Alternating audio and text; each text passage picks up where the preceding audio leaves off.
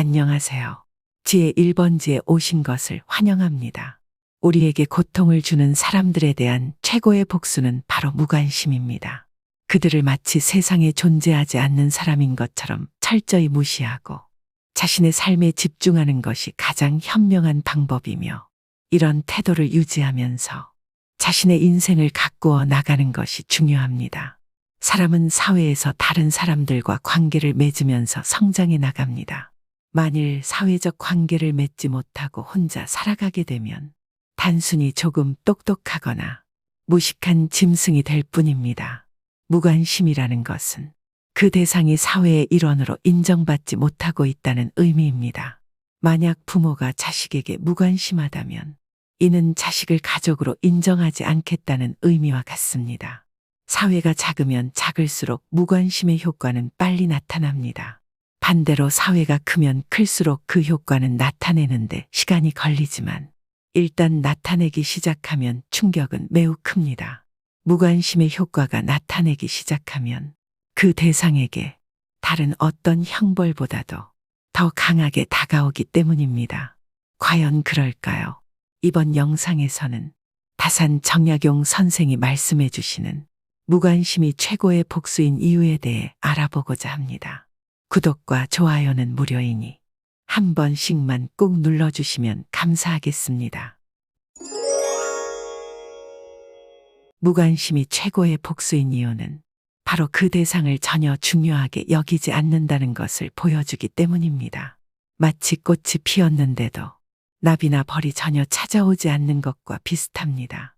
꽃이 피었을 때 나비나 벌이 찾아오지 않으면 당장에는 아무런 문제가 없어 보이지만 사실 이 꽃은 결실을 맺지 못합니다. 꽃이 피는 것은 단순히 예쁘게 보이려는 것이 아니라 씨앗을 맺기 위해서입니다. 꽃은 나비와 벌의 도움 없이 씨앗을 만들지 못하기 때문에 결국 무관심으로 인해 생명주기가 완성되지 않는 것이죠. 마찬가지로 사람들에게서 무관심을 받는다는 것은 그 사람이 주위 사람들에게 아무런 영향도 미치지 못한다는 것을 의미하고, 이는 그 사람의 존재가 무의미해진다는 느낌을 줄 수 있으며 그 자체가 가장 큰 복수가 될 수 있습니다. 복수와 무관심의 심리적 영향에 대해 깊이 생각해 보면 여러 가지 면에서 무관심이 복수보다 강력한 도구임을 알 수 있습니다. 복수는 분노와 증오를 표현하는 방법으로 피해를 당한 사람이 가해자에게 고통을 되돌려주기에 자신이 느낀 상처를 일부 해소하려는 시도입니다. 이는 일시적으로 통쾌하지만 결국 감정의 소모와 더 큰 갈등을 야기할 가능성이 큽니다. 복수를 하는 이유는 주로 자기가 받은 상처나 억울함 때문에 상대방에게 분노와 증오를 표현하고자 하기 때문입니다.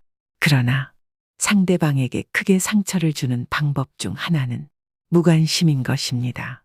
무관심은 상대방을 전혀 신경 쓰지 않는 것처럼 행동하는 것입니다. 이는 상대방이 무시당하고 존재감이 없는 것처럼 느끼게 만들 수 있습니다. 무관심은 상대방의 존재를 인정하지 않기 때문에 상대방은 당신의 삶에 전혀 영향을 미치지 못한다고 느끼게 됩니다. 이는 큰 심리적 타격이 될 수 있습니다. 다산 정약용 선생은 상대방을 무시하는 것이 진정한 힘이라고 강조했습니다. 이는 상대방이 내게 어떤 형태로든 영향을 미치지 못하도록 나의 내적 평화를 유지하는 방법입니다. 다산 정약용 선생의 가르침은 현대 사회에서도 유효합니다. 누군가 나에게 해를 끼치거나 불쾌감을 준다면 이에 대해 과도하게 반응하는 것보다 무관심으로 일관하는 것이 오히려 나의 정신적 건강을 지키는 데 도움이 됩니다. 복수는 억울하게 만들었을 때 그 사람에게 내가 받은 만큼의 상처를 돌려주고자 하는 마음에서 비롯됩니다. 이때 우리가 느끼는 감정은 분노와 증오라는 강한 부정적인 감정이지만, 이러한 감정들은 내 자신에게 스트레스와 불안을 불러일으키기 때문에 정신 건강을 해칠 수 있습니다. 반면 무관심은 이런 부정적인 감정들에서 벗어나는 방법 중 하나입니다. 누군가 우리를 힘들게 했더라도 그 사람을 신경 쓰지 않는 것입니다. 그렇게 하게 되면 우리는 그 사람에게 신경 쓰느라 소모되는 에너지를 아끼고 자신의 삶에 더 집중할 수 있게 됩니다. 그러므로 우리의 정신적 건강을 개선하며 긍정적인 에너지를 되찾을 수 있습니다. 결론적으로 복수는 과거에 집착하게 만들어 현재와 미래를 놓치게 할 수 있지만 과거의 상처를 끊고 새로운 삶을 향해 나아가는 발판이 됩니다.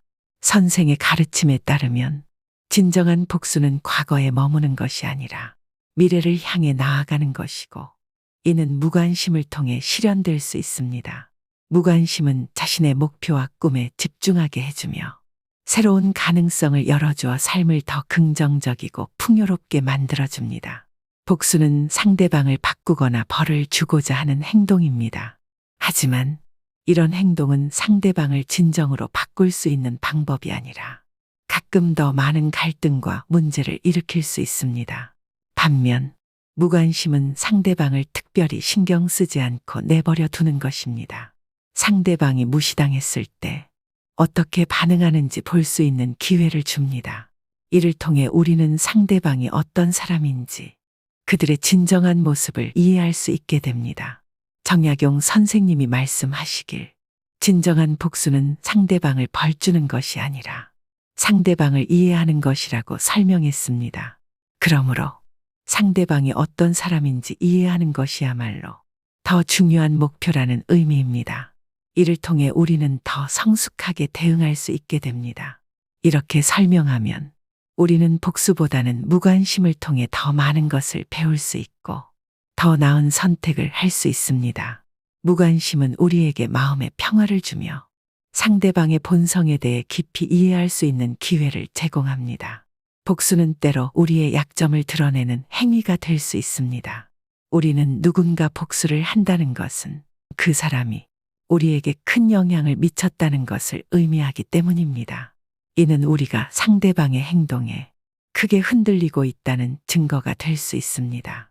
한편으로는 무관심은 진정한 강함을 보여주는 태도입니다.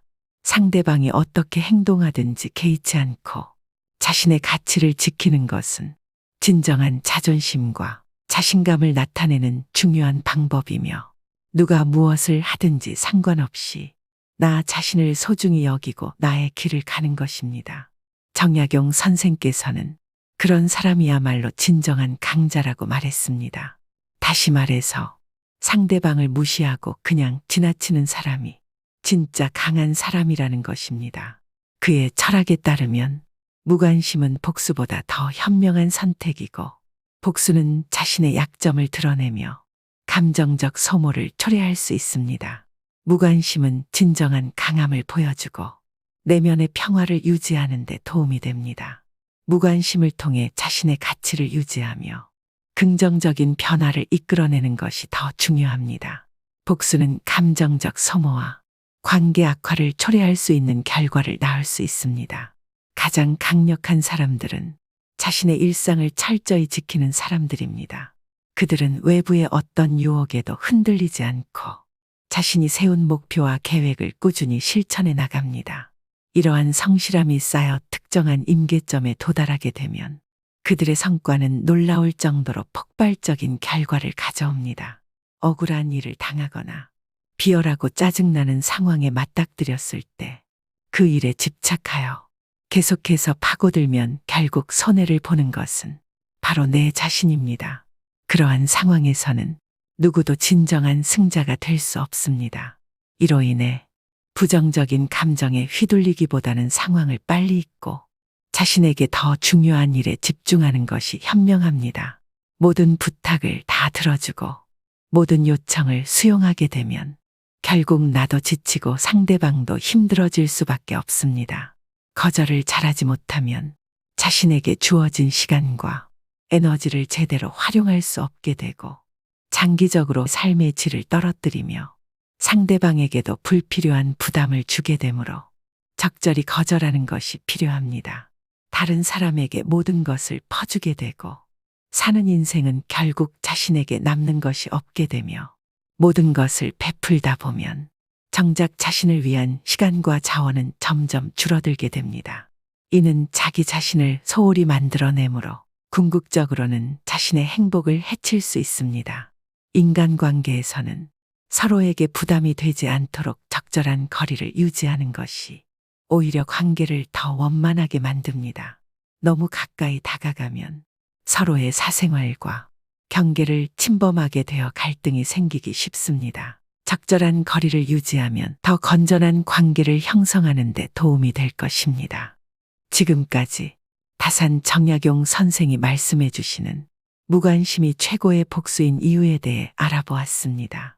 끝까지 시청해 주셔서 감사합니다. 구독과 좋아요, 알람 설정은 영상을 제작하는 데 많은 도움이 됩니다.